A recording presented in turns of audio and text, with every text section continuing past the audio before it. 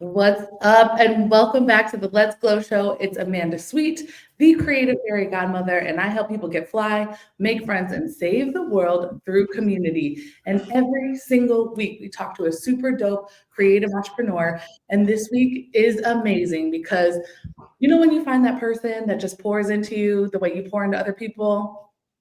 This young lady did that for me in so many ways. I want to welcome to the Let's Glow Show, Mimi Brown, CEO of Amp Up Success. Welcome, Mimi. Thank you. Thank you. Can I just take you and have you walk around with me? And when I need like a jolt, like I'll just like, let me pull out Amanda Sweet. Like, hey. I bought a megaphone, so yes, I'll make sure I it. I like it. I like it a lot. Yes, well, welcome to the show. Tell everybody all of the amazing hats you wear that are filled with diamonds and sparkles. I like it. So, CEO of Amp Success, I'm a keynote motivational speaker, and I help people learn how to amplify their swag or their influence. I am immediate past president of the National Speakers Association of Michigan.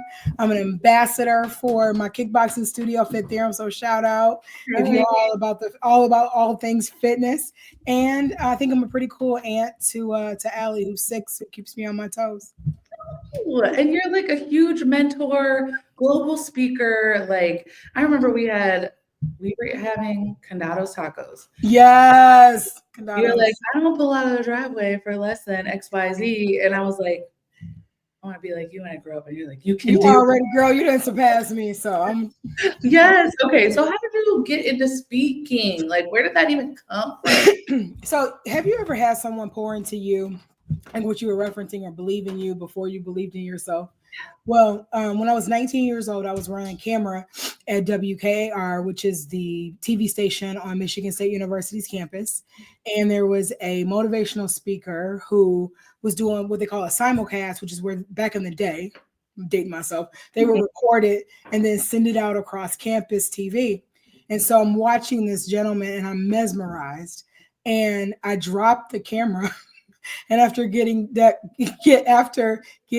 yelled at and then eventually fired, I walked up to him and I said, "Oh my God, like, is this a thing? Like, people pay you to speak? Like, I've loved speaking. I've been in forensics and I kind of ran down my resume.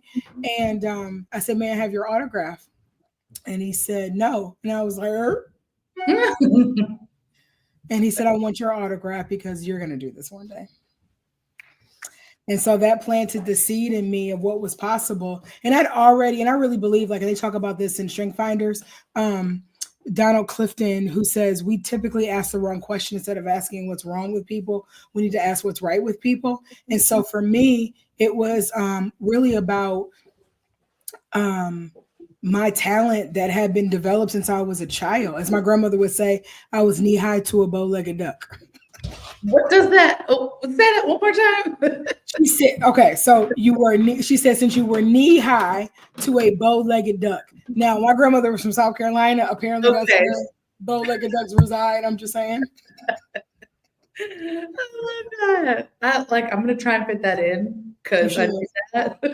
Barbara Ann Spivey. You can give her a shout out. Woo woo. May she rest in peace. I love that. Oh my gosh. Okay. So tell me about your early career, because every time I meet a speaker now that seems serious, you get an email from me doing an introduction. You need to talk to Mimi Brown, right? Shout out to Tara, who was on the show recently. She's like, I love Tara. I'm like, Tara, how's it going? She's like, Mimi's kicking my ass. And I'm like, good. And I promise I'll do it. Like, I'm not shy about it. So when I coach people, and Tara is amazing. She's a mega star. Yeah. And I just help amplify what's already there in you and help people bring out the best in themselves. And sometimes that's being one of your truth tellers. So yes, which is important. Yeah. We need it. But the second I talked to her, I was like, y'all need to connect because you can do things for each other that, It's incredible. I'm so blessed to be in her orbit. So I love it.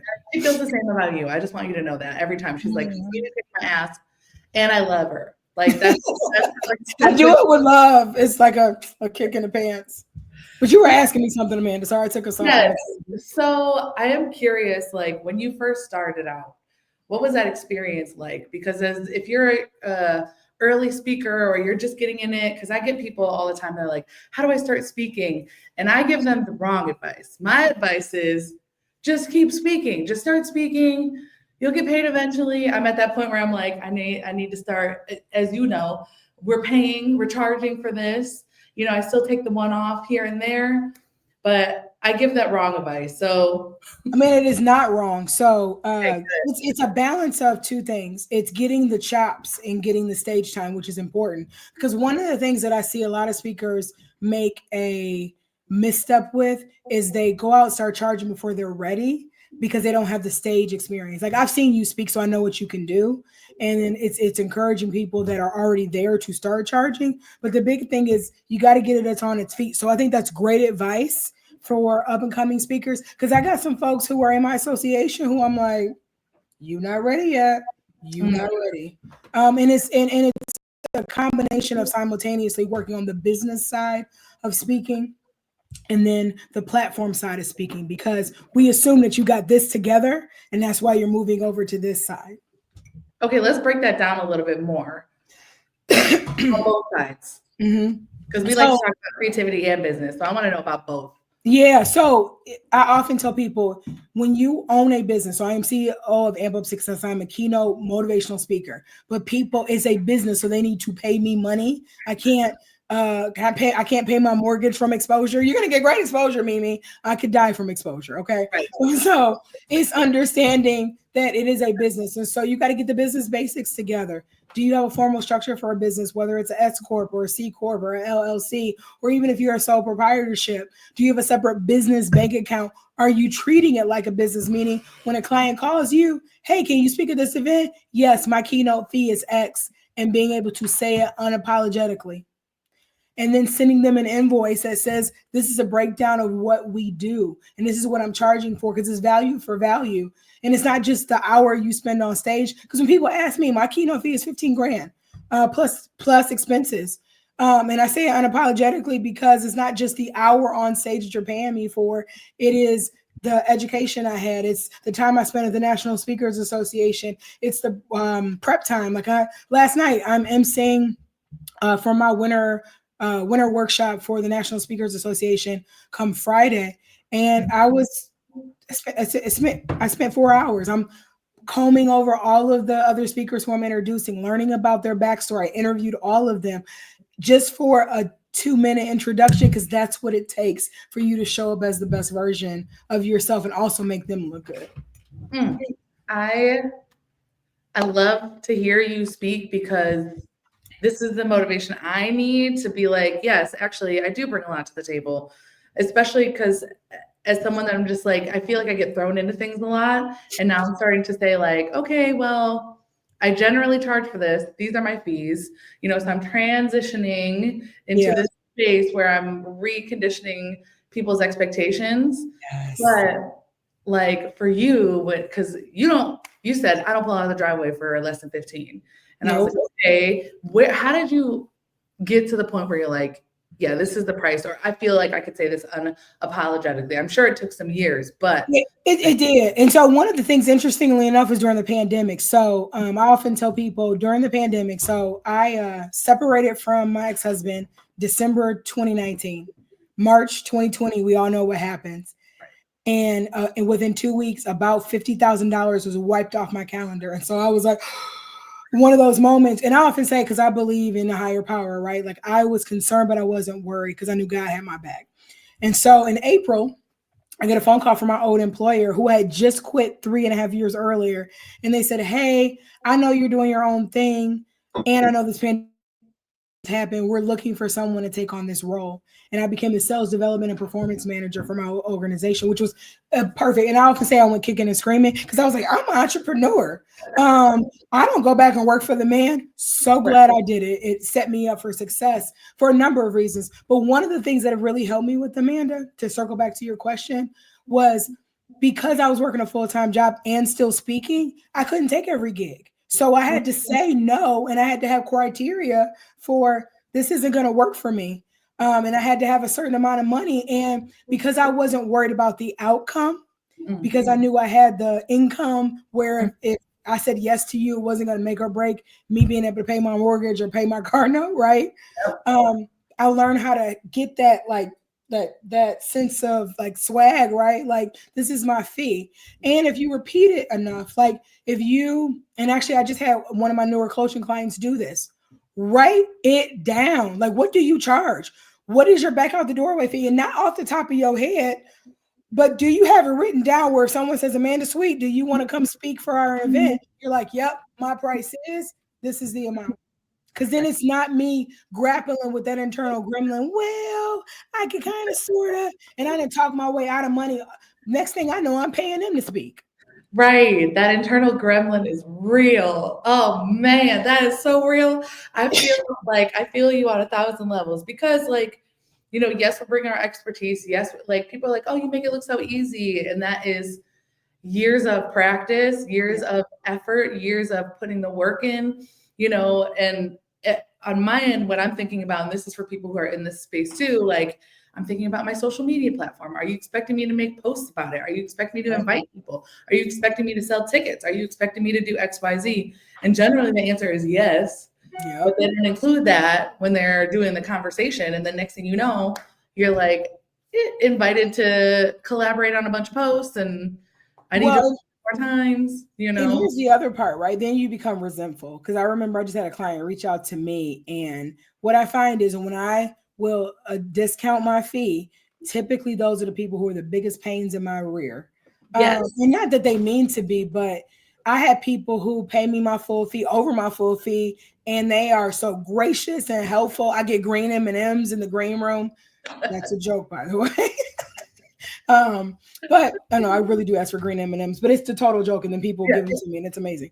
But yeah, but it's you not understanding your value, and like I said, being able to say it unapologetically, and more specifically, I feel like it's like for women, we don't do that well enough for ourselves, and I think it's because we are systematically we're conditioned that way. Oh, it's just good enough, or I should be happy with what I have, right? So we all have these conversations about money in our head. I am curious a little bit more about that because and we can go as deep or as not deep as we want. We jumped right into this, but usually I have to clear anything off the table because we usually go there if we want to. So I am curious. I feel like I know a lot of keynote speakers that have been through some shit. Yeah. Usually they are telling their inspirational story because they went through some trials and tribulations. Like, what got you to the point where you're like, I need to speak? I need to be. So it was that pivotal moment, I would say, like when I saw that other speaker, right, when I was 19. But then it was all these little whispers throughout my life where speaking was a part of who I was, like using my voice, that I wasn't afraid. And here's the crazy part, like all the people I grew up with, they didn't want to get up and be up in front. I was like, hello, there's a stage, like, hello. And I was often, people wanted me to downplay that. And so when you feel like you find your people, right? And here's the other great part is when I was 5 years old, I used to host a TV show in my parents' living room. And I had my microphone, okay, it was a hairbrush. And I had my audience, it was my teddy bears, right? Yes. But if you made it through the threshold of my 950 square foot house, you were going to be on the Mimi Brown show. And my parents helped cultivate that. They encouraged me to be more of who I was. And so I'm really blessed to have parents and a support system that did that.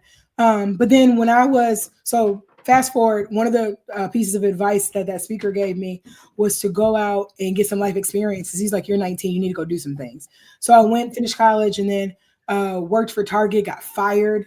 I remember it was one of the lowest points in my life. It was the bottom of the recession, and I was in a job that wasn't a good fit. And so it's shameful for me to say that I've gotten through it, but I stopped going to work because it was terrible. Yeah. And I can remember this like it was yesterday because I'm actually doing some clarity work in my business right now to help hone my story even further. But my boss came looking for me at my apartment and I didn't answer the door. Like I just stopped going to work.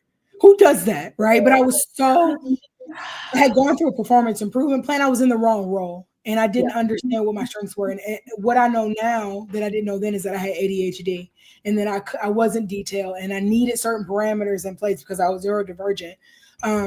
And so I was stuck in this job. And so I stopped going to work.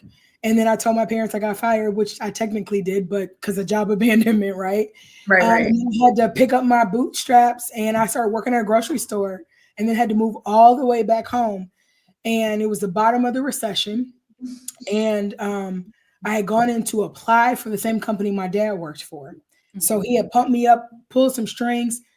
I make it to the interview an hour late because they rescheduled it. Like it was some, and I would take some ownership over. It was a lot going on.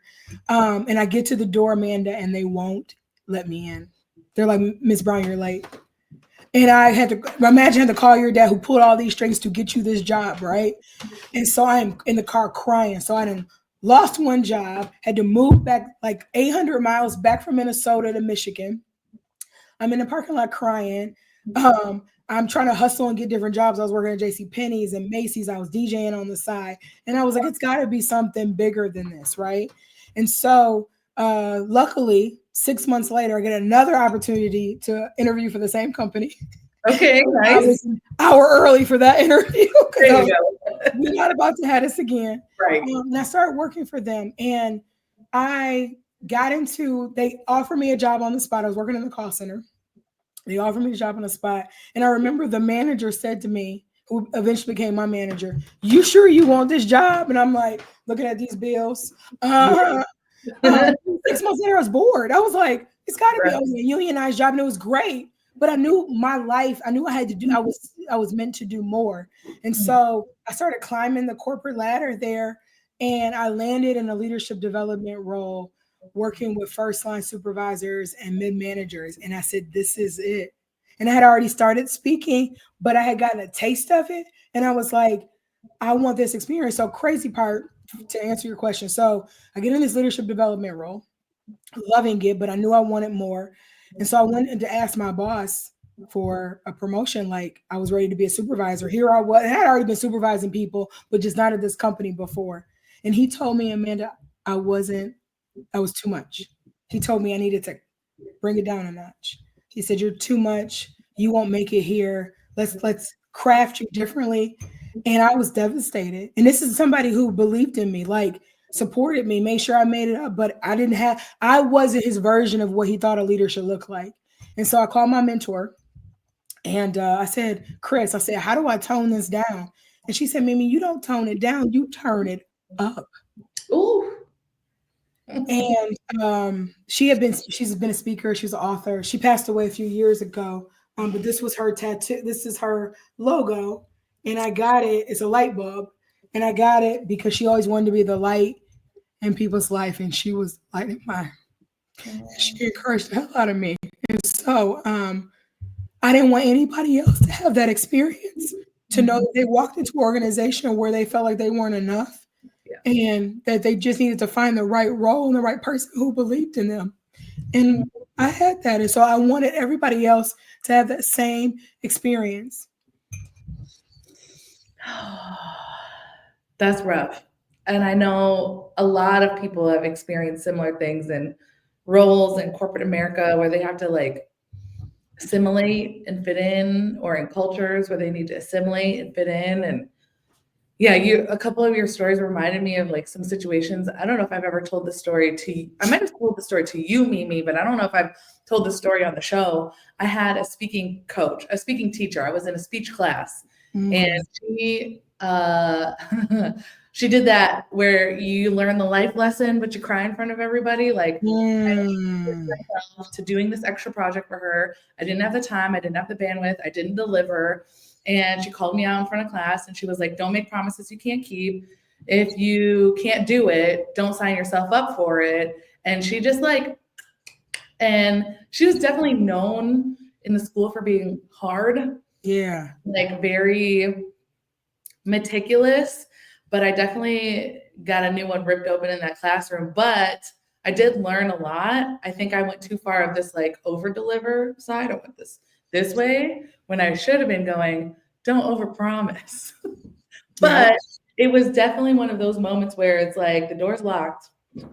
You missed it. You know, that kind of experience where I learned a lot in that moment and I went home crying and I I had to look in the mirror and be like, what did I do? What did I do? Because at that time, I think I was like maybe like 20, and I was blaming everybody for everything. I was like, it's their fault. It's their fault. It's this person. They did it. That da da da da da. But I had to grow up a little bit and be like, no, I need to take responsibility for my actions and responsibilities for the roles that I'm in. Because I had a job where a supervisor was like, you'll never be on that stage. Mm. And I was on that stage this year, actually. I love those moments. But let me say this much about you. When I met you, and even out of the context of even knowing what you did and who you were, and it was just through our affiliation with NSA, you brought it. You were professional. You had all your I's crossed, all your T's dotted. And so whatever that teacher said to you, I think it made a difference. It might have been a little over, like she might have been tough on you, but we need those people in our life. Because here's my thing, and it's actually one of my pet peeves: people who don't take a personal accountability and responsibility. It makes me crazy. It's everybody else's fault. And when do you turn the mirror back and say, where are my fingerprints on the crime scene? What did I do? What was my role in it? And as someone who is now on the other end of that, I'm trying to, because I found myself going this super far left where I'm like, now everything is my fault. Everything is my responsibility. Everybody's feelings I need to accommodate for. And I'm trying to swing back towards the middle where I'm not like overly accommodating. It's that like that woman motherly experience where I'm like, okay, everybody's problems are my problem. Everybody's projects are my responsibility. Everybody's success is my responsibility. No, nope, it is not. It is not. I'm trying to find myself somewhere in the middle. And I think it's the undiagnosed ADHD that I have. That's real life, for real. I think that's what that is, because I'm like overcompensating now, even though it's been so many years. It's been over 10 years. But still, I'm finding myself, I started listening to, she's on TikTok. I think her name is Margarita, and she talks about like Black cat energy and like energy. And I started listening to her podcast yesterday, and she was like, you need to be so self-absorbed as a woman that is, and she means it in the most like selfless way. Like as a mother, as a creator, as a leader, as someone out in the world, you need to be so self-absorbed that you are taking care of yourself first, because all the other stuff comes naturally. If taking care of yourself first doesn't come naturally. Well, yeah, and here's the thing, I say this from stage a lot, because when I go through my signature keynote, Own Your Swag, which is what my next book is about, which it comes out in early summer, you can't give what you don't have. So if I'm giving to people all the time, I can't pour from an empty vessel. So there's nothing there. How can I give to anybody else? And as a wife, as a mother, as a business owner, as a supervisor, hell, as a PTA mom, like we give, right? And you know who, like, one of the things I talk about in this book is boundaries. And we're not good. I know I'm not the best at it. I'm getting better. Those who don't do teach. But my best friend, shout out to Elle, who's an amazing human being. We're having to be besties for 30 years. She just had a birthday. She's the old lady now. We're technically a month and 12 days apart. And I'm a little older. But she, I tell this story about how she had started a new job, and her manager, who she loved, kept just giving her just a little bit more. And that was more than what she had agreed to. And she just went back politely and said, here's what I'm able to do. Here's my bandwidth. And I would be happy to do this if you take this off my plate. And she did it with love and compassion and empathy, but she also knew what her priorities were. And so I don't think we do that enough, in present company included. I have to really have those conversations about what's most important right now. It's the gremlin. It's the gremlin. What I like the way you put it. It's this like self-sabotaging, like people-pleasing gremlin that's like, whatever I could do to make them like me. When in reality, if they could just if they really liked you, they wouldn't be overdoing it and abusing their relationship with you. Well, yeah, but here's the other part, Amanda. So we talk about your fingerprints on the crime scene, pulling that mirror back, is you got to be clear on what that looks like for you. Because if you're always available, if you're always giving of yourself, if you're always keep filling in whatever, fill in the blank, then they're just going to think that's how she operates. She's down. Yep. And so with my best friend, and I am like, that's my sister. Like her kids are my god kids, like that kind of thing. When she says nobody's allowed to come around, I'm still allowed to come around, kind of thing. But I will, because I know she's so thoughtful about her boundaries, I will ask a lot more questions of her and ensure that I'm not overstepping them because she's clear on them. And so when you're clear and you let the world know, like, here, and you can do it. I think sometimes we have this worry, like you said, this inner gremlin that we're not going to be liked. Screw being liked. Yeah. Sometimes it's not about that. It's about you. Because at the end of the day, when you land on your deathbed, when you're taking your last breath, you're like, damn it, I should have sent that other email. Or I should have gone to that event for so and so. No. Yeah. Did you spend time with your family? Did you focus in on you? Like, those are the questions. Those are the thoughts that are going to go through your mind. 100%. I feel like at the end of this last year, I was exhausted. I was burnt out, and then our one break, we had the blessing of finding the perfect house. We bought it, thank you. We moved into our new house on my birthday, but that's usually the week. January 6th, right? January 6th. Yeah, Capricorn in the house.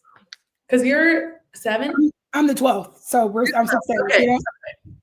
Because my husband's on the 7th. We've had this conversation. Yes, we have. Vanessa is when? Vanessa and I share the same birthday, so we're 12 hours apart. She's the old lady. Happy belated. Thank you. But that's our usually our rest week. And then so we moved that whole week. Wow. And my sister's getting married, and we had a swap coming up like the week after we moved in. And I just overdid it. And I took a quiet moment and I was like, what do I need? Why do I feel like I've done all these things? I bought the house, I did the events, I did the shows, I showed up, I showed out, I did all this stuff. We did all this groundwork, but I still feel empty. And I needed to just reflect on all of those things. And when I find myself in those spaces, and it's usually in January that I find myself in this like reflective space, like because it's January, is it because it's my birthday? I think it's a little bit of both. But I was like, what do I need? And I started sewing. I bought like a crystal puzzle. This month I'm finding myself like working out and scheduling spa treatments. I'm getting laser hair removal on my face, which is something I've did for a long time. We need to talk about that offline. I need to know more about that. About this online because like as I'm getting older, I'm seeing more and more hair like around my mustache area, chin. Yeah. It's called upper lip. It's upper lip. We don't have mustaches as ladies. It's upper lip. I'm not about to have one. I'm not about to have one in like 2 weeks. Okay. Right, I love it. Because like I went in, I had all these like high expectations. I was like, only like rich women do this. Rich women with excess money, and they got the, and this is what I was thinking about, like going to the spa. And I was luckily, my mother-in-law got me a spa treatment for my birthday, and I was kicking and screaming because I was like, I don't know, I have some, like, if you go back and watch my episode with Haley, it was early on, I shared like, some like treatment trauma I've had in the past. So I went in kicking and screaming. I was like, no, this is not going to be good for me. Like, I don't really know, so I had all these things. The gremlin in my mind was like, no. We get in there and I was like immediately calm. I talked to the lady that was helping me. I was immediately feeling better. They gave me a glass of like fruit water. They like turn your phones off. They take your code. They ask you how you're doing. I was like, wow, this is really nice. Like, they're actually catering to me. As someone who is in customer service, like I find it very hard to not customer service people. And they also, so they saw that and they were just like, girl, chill. I was like, okay. And then I was like, I'm very interested in this because I've been picking at my face. I've been picking all these hairs. There's like 4 hairs right here that just keep coming. I keep getting tweezers in the car. I'm at the light, like that part. I got tweezers in the car too. I got a light. I got alcohol. I got wipes. I got all that stuff. Right? I should not have to do that. I had this big idea that it was unattainable for me. It is $70 a visit for 6 visits. All I'm saying is $70 a visit for 6 visits, $450 if you pay it up front. Mimi, I like been struggling with this. I bought every wax machine. Every other day I'm like waxing my face. So this is what I'm going through at night when I'm like, I take my makeup off after this long day of giving and performing and doing a great job. And then I look at my face and there's these big ass hairs and I'm just like picking, getting angry. And then I start picking at me. Yeah. I start picking my hair and then I start picking at me. That's not where that is not where we need to be. I need to go home and wash my face and do an unwind and not worry about that. So I'm finding a solution and I'm realizing it's not that out of reach for me. Nope. Well, in a book out how, I'm a big book person. Yes. A book I highly recommend is called Get Rich Lucky Bitch by Denise Durfield Thomas. And one of the things that she talks about, she's an Austie, she's amazing. And one of the things that she talks about is this concept of treating yourself rich before you get the money, right? And sometimes we won't even go look at the price because we're like, oh, I can't afford it. I won't go into that store because I can't even afford to breathe the air in MCM or in Prada, right? Yes. Boo, right? And you start in small increments. And she said sometimes it's getting the upgrade. Like I just had this conversation with another speaker friend of mine, and she had always fly economy. And I said, girl, if you don't learn about first class. And so she looked at, so I gave her a challenge. I said, the next time you have to fly a ticket, you have to book a flight, just go look to see what the next upgrade is. And I think she looked at it on one leg of this flight. It was like $70. And I asked her a question. I said, when was the last time you just blew $70? Did you go eat somewhere? How many Starbucks drinks did you have, right? And so now she's taking it the other extreme. She only flies first class. I was like, get it, girl. Right? I love her. I love it.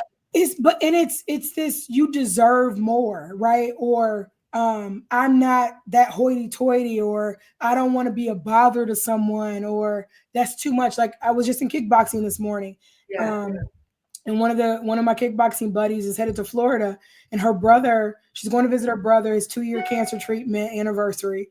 And he's paying for her to go, and he upgraded her ticket to first class. And she said, oh, I don't need that. Do you want it? Do you want the experience? Don't you deserve that? I said, girl, order every champagne drink. Do it. I have not flown first class. No. It's on my list of things for you. It's on my list of things to do. Yes. But I'm starting in these small increments because I see it's definitely something that was passed down from my mom, like where it's like, oh, like I have to work hard for nice things.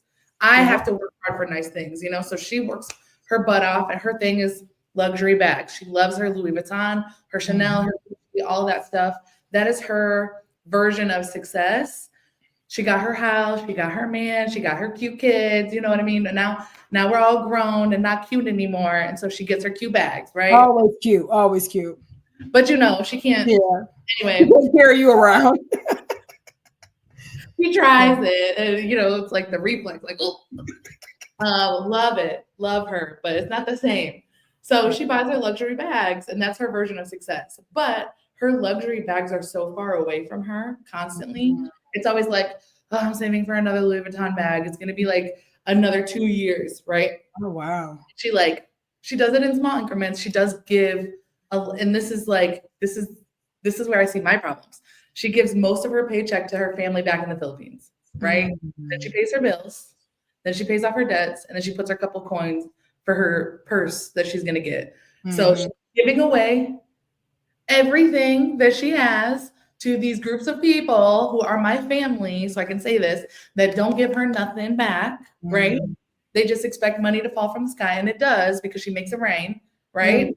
But they don't know what she's got to go through to get that to happen. Yeah. I see her being a martyr where she's like, oh, I have to do this. And then the luxury is just like this one small occasion. And then she puts her Louis Vuitton bags in a lockbox and just looks at it. And just doesn't do it.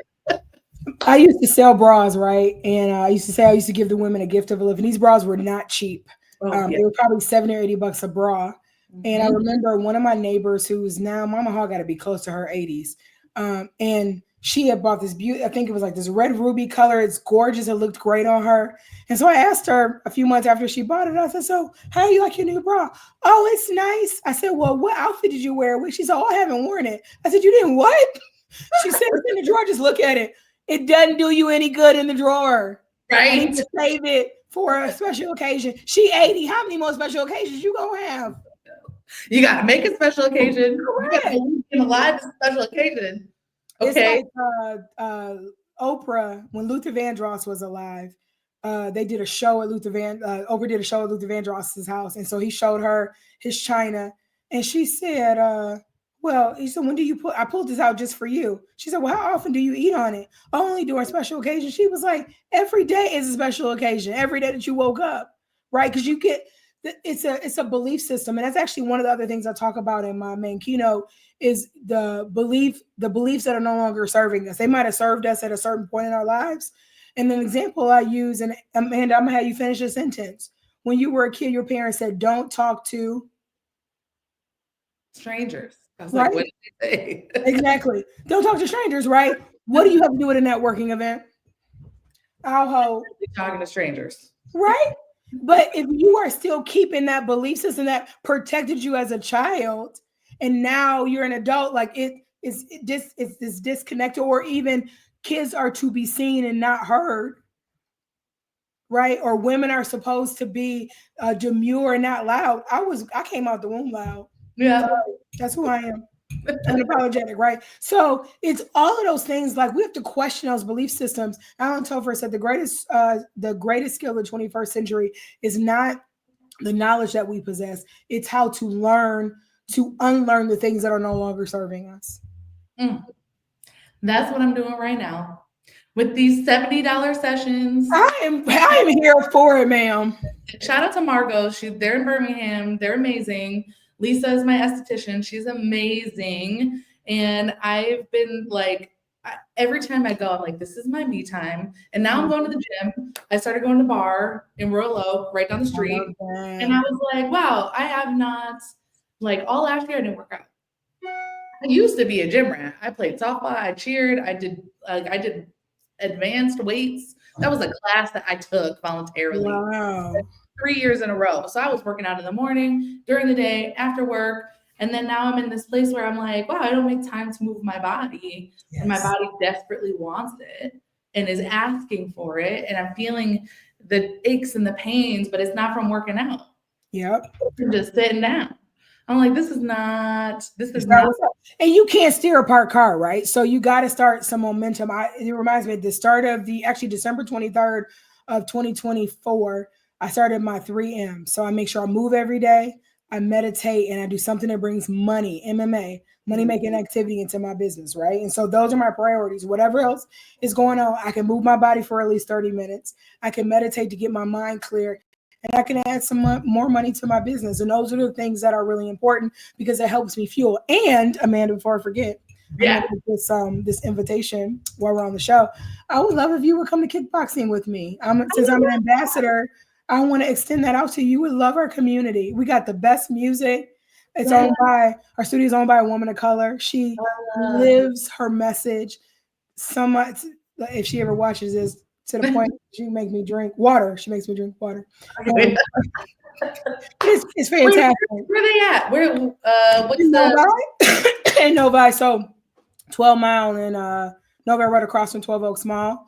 And a range of classes. I go to 5 a.m. I'm not saying you got to do that, but 5, 6:15, we got classes in the evening time. But I think you would love it. I would love that. I've always I either want to dance or I want to fight. Yes, so you get both. Like it was funny.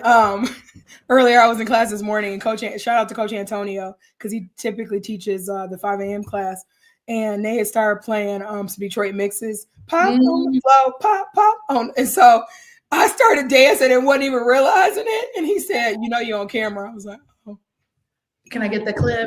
Can I get the clip? Like, that's what, can you send it, airdrop that? Okay, thank you.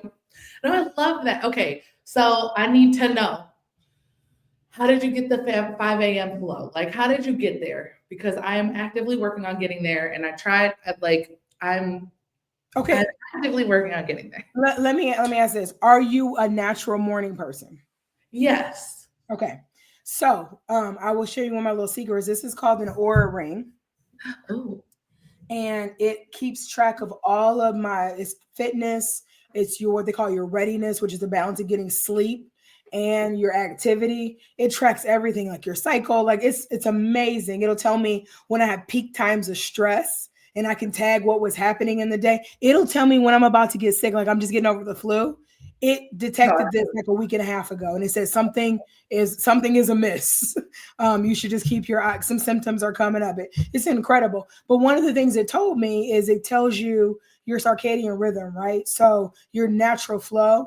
And I'm what they call an early morning person. And so one of the things I had to do is when I realized that, I just had to adjust. So I go to bed early. I'm in the bed typically like an old lady about try to be in the bed by 9 o'clock because that 4:15 alarm come real soon. yes. Right. But the other thing I love about the 5 a.m. group is out of the folks in the gym, we have the highest attendance. We are the most dedicated. And it's just knowing that all these other people who are committed to their fitness in the same way that you are going to show up. And it's contagious. I love it. I mean, I'm looking for a gym that's like right next to my house. I need Yeah. one. I need to be that way I can just like get in there and get out because I'm seeing this in my future where I'm like, okay, we're going to bed earlier. I'm doing a nighttime routine, trying to build one so that I can advocate for my morning routine. I feel like that's where I'm struggling because I've been going to bed later, wanting to get up earlier. So I need to start at the end of the day instead of at the beginning of the day, Correct. which was my struggle earlier on where I was like, I want to get up earlier, but I'm not going to bed earlier. So I need better nighttime routine so I can advocate for my morning routine. One of my favorite books, which actually helped me learn the mindset shift, and I read it every year, the beginning of the year to remind me, but it's Atomic Habits by James Clear. And he talks about, so you've read it before, like habit stacking, right? And so one of the things I would encourage you to think about, Amanda, is you think about habits that you've already set in your day. So you got to be at the office by 9 o'clock, right? So work your way backwards and think through what are the things I'm already doing. So when I get up and brush my teeth and my, like habit stacking where you're starting to add habits to things that you're already doing as a part of your day. Like I listen to podcasts in the car, right? Mm-hmm. So I know when I'm in the car, that's my drive time, or I'm making up, making phone calls to people that I need to connect with. The other thing is so just like we set an alarm to get up in the morning, I have an alarm that tells me when I need to go to bed. What time does it go? Start writing down. What time does your PM alarm go off? 8:30, so that I can start getting my behind in bed. And I'm decent about it. I usually get in bed within an hour of that alarm. Nice. Yep. And then my ring will tell me, it'll say, you got, like last night I got 5 hours and I think 52 minutes of sleep. And it'll say that's on the low side for you. Here's some adjustments that you can make. Here's how much you woke up, your restlessness, your REM sleep, your deep sleep. It's a lot.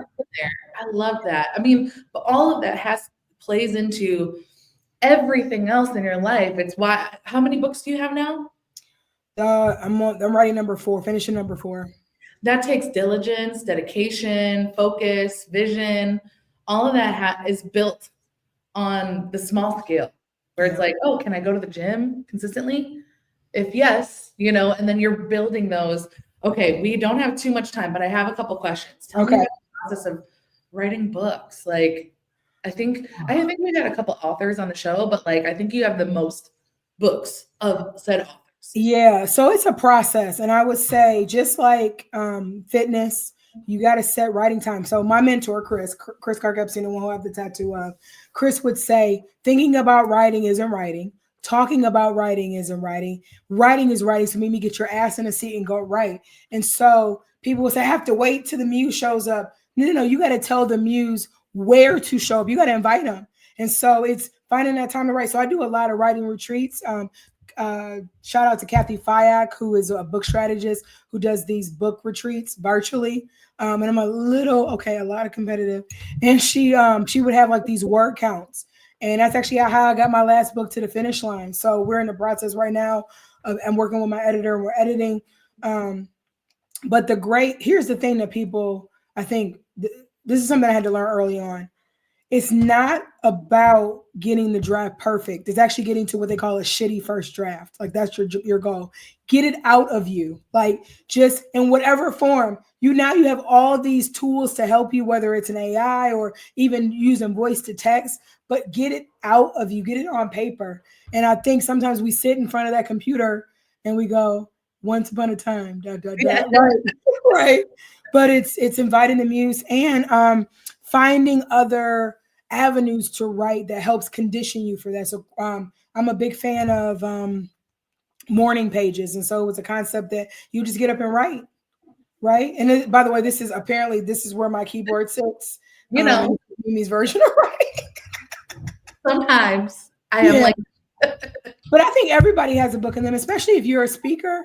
Yes. That's part of your thought leadership, because when you get off of a stage, that is done. It's over, right? But when someone actually can have something that you put your blood, sweat, and tears into, it makes a difference, and people want to leave behind. And my first 3 books were tip books, small. I tell them I wrote them for people like me who have short attention spans, right? I love that. And I was talking to a ghostwriter actually, and she asked me like a couple clarifying questions. She's like, do you want this book to make you money? Do you want this book to lead you to more coaching clients, or do you want this book to add thought leadership? And she was kind of it was a little bit more specific, but she was like, one's going to make you money, one's going to continue the lead generation, and one's going to be like closing the loop on your keynote presentation. Yeah. She was charging $50,000. Oh, I believe it. One of my mentors, she's a Wall Street bestselling author 3 times over. And she's had, I think her last 2 books were gross written, right? But she took her concepts and her content from her keynote, right? Yes. And helped write it in her voice. But I think the first step is you got to get started, right? Like you got to start. I read a really good book when I was working on, I have 250 pages. Congratulations. It's on the back burner because I felt like I also needed to live a little bit more life. I lived a lot of life since I last touched that book, so I need to pick it back up. But the coach that I was working with told me to read a book called Bird by Bird. Can't remember there, but it was very much like just you just got to get up every single day and get it out, because what I have right now is a shitty first draft. That's the goal, right? Because it's gonna go through so many different iterations. When you have different editors, you got proofreading, you have a copy editor, so it's going to morph. But you first got to get it out of there. Yes. But now you're making me think maybe I just need to start smaller. I'm thinking like huge. I'm thinking big old elephant. No, and how do you eat elephant? One bite at a time, right? So the other thing that's helpful, because I often say like motivation is overrated. It's going to wane. So what processes are you putting into place to set you up for success? And for me, it's being in a community. Like that's why I joined Kathy's writing retreat, because I paid to sit my ass in a seat. I actually rented a hotel room, right, for a few days so I could get to writing. Yeah. Change it up, get the mindset. I think I'm putting a lot of barriers in my way, and I'm saying this for those of you that are also working and building your entrepreneurial stuff. And I don't even want to say on the side, in tandem, right? Yeah. Doing this. I like that. It's in tandem. It's like feeling like making the time for you to be a human and for you to build your business and for you to go to work. And I feel like I was putting this, I heard myself saying this all of last year. When I go full-time entrepreneur, when I quit this job, which I love and is paying my bills right now and helping me experiment in a way that I couldn't if I was doing it full-time on my own. Yeah. But I'm hearing it now and saying like, okay, that's not a good enough excuse. I just need to build the system. Yep. And I can write for 15 minutes. I have 15 minutes a day. Yeah. I have 15 minutes a day to write. I have 15 minutes a day to work out. I have 15 minutes a day to work on my dreams and sit on the couch and scroll. Right. Yep. So we are going to do all the things in the most loving, enjoyable, easy way. Easy, I say ease as in ease, not stressful. Yes. Yes. And I often ask the question, how bad do you want it? Right. Are we just going to sit and talk about it, or are you going to be about it? So yeah. I love it. Okay, 2 more questions. Mhm. Where can everybody find you, buy your books, all the things? So ampupsuccess.com. So AMPUP success.com. And then I'm on all of the socials. So at Hey Mimi Brown on Instagram, TikTok, on LinkedIn, I'm motivational keynote speaker, and on Twitter or X. We don't even talk about that. Oh no. Yeah, so that's where you find me. On the internet, Google Mimi Brown. Yes. Mimi Brown. I love it. And when is your book drop? So sometime in June, we're still, hopefully I meet with my publisher this week and we figure out the final drop dead date. But yeah, it'll be early summer. Little teaser. What is it about? It's called, the working title right now is Own Your Swag and how to use your personal brand to have influence and impact in the world. So I give you a roadmap on how to amplify who you are to get more of what you want out of life. Okay. Last question for you. Yes. What's one last piece of advice you have for our amazing friends watching right now? Go do the thing. Stop talking about it. So often we will talk ourselves out of something. I remember I was running my first half marathon with my friend Ann Bonnie, which, by the way, you want to surround yourself with people who are doing the things you want to do because it's going to rub off. Mm-hmm. And I had been training and then fell off. Life happened. And I look up and it's been 3 weeks since I've ran anything. And so I am flying to, where were we going? To Phoenix, Arizona. And I was trying to come up with every excuse of why I couldn't run because I'm like, I haven't trained. And I'm on the starting line. I look at Ann. I say, Ann, I'm so sorry to let you down. I haven't been training. And she said, stop thinking about it. Maybe just do it. Put one foot in front of the other because we will make up excuses in our heads before that will prohibit us when literally movement begets movement. So you can't, as my coach Kevin said, you can't steer a parked car. Get your ass moving in the direction you want to go and things will start to align. But if you keep talking about it, if you keep thinking about it, it's not going to happen. Do it. Go take the action. I love it. Just show up. You showed up. That's the part. I'm ready for the day. Let's do it. So grateful for you, Mimi. Thank you so much for joining us. I love every single time I talk to you. I'm so glad that you're in my orbit. I'm so glad that you're doing what you do in the spaces that I'm doing it. I look up to you. I aspire to be more and more like you and more like me every single day. Thanks to you. I appreciate you. You're incredible. It's an event I just saw. I was looking at for Rebel Nail. And I was like, of course, Amanda's going. The Creative Fairy Godmother is going to be there. And so because I saw you on the program, I'm going to attend the event. Yay. Okay, then I got to work on my shit. No, you're going to be great. You're going to be great. Just show up and be you. You're already amazing. Thank you so much, Mimi. I appreciate you so much. Thank you for being you. And all of you, thank you so much. We love you. I think you're episode 53. Don't quote me on that. But for those of you that are interested, if you ever want to be interviewed, feel free to slide into my DMs and reach out if you got a story to tell and you're a creative entrepreneur. And we're accepting brand ambassadors for the Revamp Clothing Swap Festival happening this April. So hit me up. Let's play. Let's go outside and get shit done. I love you all so much. This is Amanda Sweet, the Creative Fairy Godmother, and we'll see you next week. Bye.